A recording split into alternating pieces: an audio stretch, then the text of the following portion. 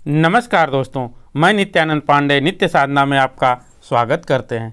तो आज हम चर्चा करेंगे 16 सोमवार का व्रत हमें कैसे करना चाहिए, 16 सोमवार का व्रत हमें कब शुरू करना चाहिए, इसकी पूजा करने की विधि क्या होती है, इस व्रत में हमें क्या खाना चाहिए, व्रत का उद्यापन कैसे करना चाहिए और किन किन बातों की इस व्रत में सावधानियां रखनी चाहिए, इस बात पर आज हम चर्चा करेंगे। दोस्तों, 16 सोमवार का व्रत का विधान शास्त्र में भी बताया गया है। इसे संकट सोमवार भी कहते हैं। इससे बड़ा से बड़ा संकट से छुटकारा पाने के लिए इस व्रत को किया जाता है। इसकी शुरुआत श्रावण मास के शुक्ल पक्ष के आने वाले पहले सोमवार से करना चाहिए। वैसे आप किसी भी महीने में शुक्ल पक्ष के पहले सोमवार से इसकी शुरुआत कर सकते हैं, लेकिन इस व्रत का विधान शास्त्र में जो बताया गया है इसे श्रावण मास में ही बताया गया है, जिसका विशेष लाभ आपको मिलेगा। दोस्तों, इस व्रत में शिव और माता पार्वती की पूजा की जाती है। इसे युवतियां भी रख सकती हैं, विवाहिता भी रख सकती हैं, पुरुष भी रख सकता है और दंपति भी इस पूजा को कर सकते हैं। अगर दंपति एक साथ पति पत्नी अगर इस व्रत को करते हैं तो उसका आपको विशेष लाभ होगा। तो दंपति भी इस व्रत को करें। दोस्तों, विवाह के लिए, धन संपत्ति के लिए, बीमारी के लिए या कोई कर्ज आप ले लिए हों उसे दे नहीं पा रहे हों, ज़्यादा हो गया हो, तो उसके लिए या कोई आप भयंकर बीमारी में फंस गए हों, चाहे भयंकर कहीं आपको विपत्ति में फंस गए हों, तब इस व्रत को करना चाहिए। दोस्तों, इसे अगर दंपति करते हैं, फिर से बताना चाहूँगा, तो उसका विशेष लाभ मिलेगा आपको। दोस्तों, रविवार सोमवार के दिन ब्रह्मचर्य का पालन करना चाहिए और इस व्रत के एक दिन पहले से यानी रविवार के दिन से और सोमवार को आप व्रत ही रखेंगे तो ब्रह्मचर्य का पालन करना चाहिए।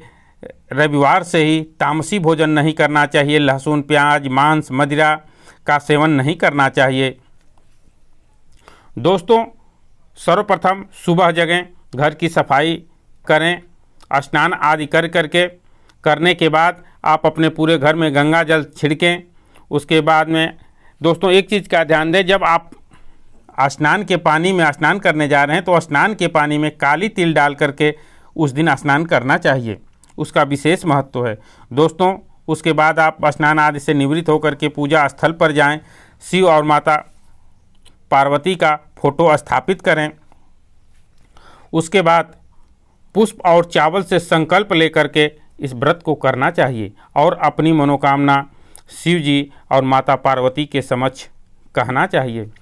संकल्प का मतलब होता है कि मैं निश्चय करता हूँ, मैं प्रण करता हूँ कि मैं इतना सोमवार आपका व्रत करूँगा, भगवान हमारी मनोकामना को पूर्ण करिए।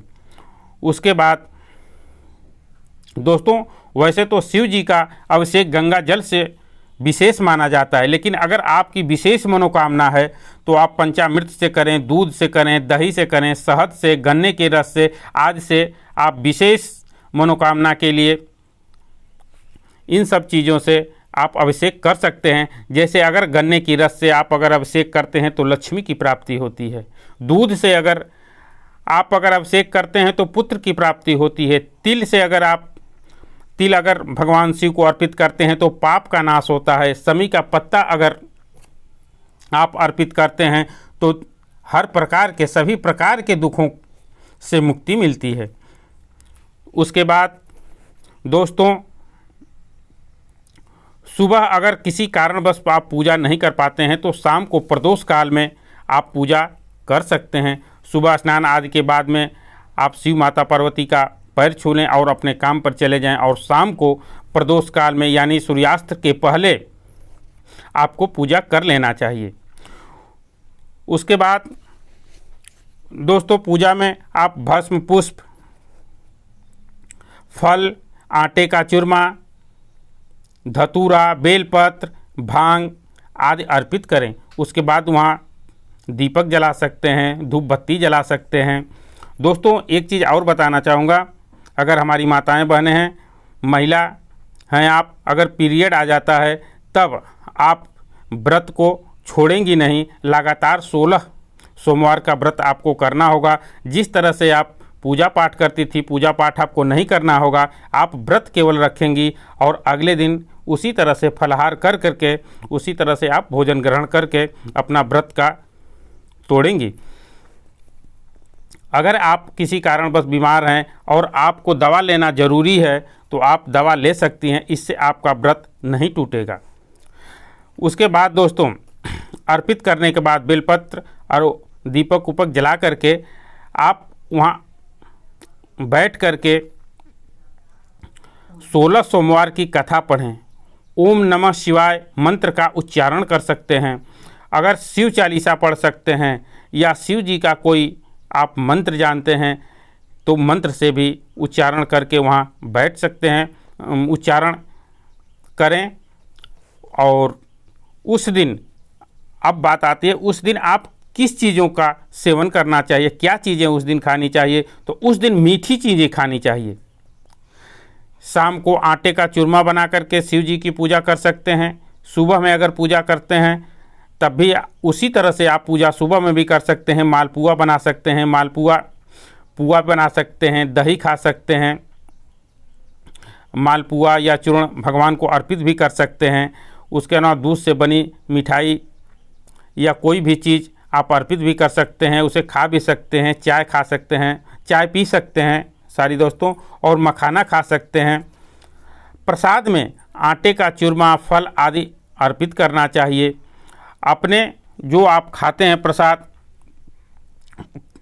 उसके बाद वितरित भी करना चाहिए, ब्राह्मण को भी देना चाहिए। दोस्तों अब बात आती है 17वें सोमवार के दिन इसका उद्यापन करना चाहिए। उद्यापन 16 सोमवार व्रत रहने के बाद 17वें सोमवार जो पड़ता है उस दिन आपको उद्यापन करना चाहिए। उस दिन विधिवत कलश रखें, खीर का प्रसाद बनाएं, आटे का चूरमा बनावें, फल आदि चढ़ावें। अगर आप अपने नहीं कर सकती तो अच्छे से कराना चाहती हैं तो पंडित बुला करके आप करा सकती हैं। अगर पंडित नहीं बुला सकती तो आप अपने भी कर सकती हैं। धूप बत्ती आदि अर्पित करें। हवन जरूर कराना चाहिए, खीर की आहुति जरूर देनी चाहिए। हवन करा करके उसमें खीर की आहुति दें। उसके बाद ओम नमः शिवाय से भी हवन करा सकती हैं, महामृत्युंजय मंत्र से भी करा सकती हैं। उसके बाद ब्राह्मण को प्रसाद खिलाएं, भोजन कराएं, अपने भी प्रसाद ग्रहण करें। जो भी आपको दान देना है ब्राह्मण को दान दे सकती हैं। प्रसाद को वितरित करना चाहिए। एक चीज़ और बताना चाहेंगे, अगर आप पलाश की लकड़ी से हवन कराते हैं या पलाश का फूल भगवान शिव को अर्पित करते हैं तो इसका विशेष लाभ आपको प्राप्त होगा। तो दोस्तों यह थी कुछ जानकारी। मैं उम्मीद करता हूँ कि आपको इस में किसी बात का संचय नहीं होगा। अगर कोई चीज़ छूट गई हो तो उसे कमेंट बॉक्स में आप पूछ करके जानकारी ले सकते हैं। तो मिलते हैं कुछ ऐसी ही ज्ञानवर्धक वीडियो के साथ। धन्यवाद।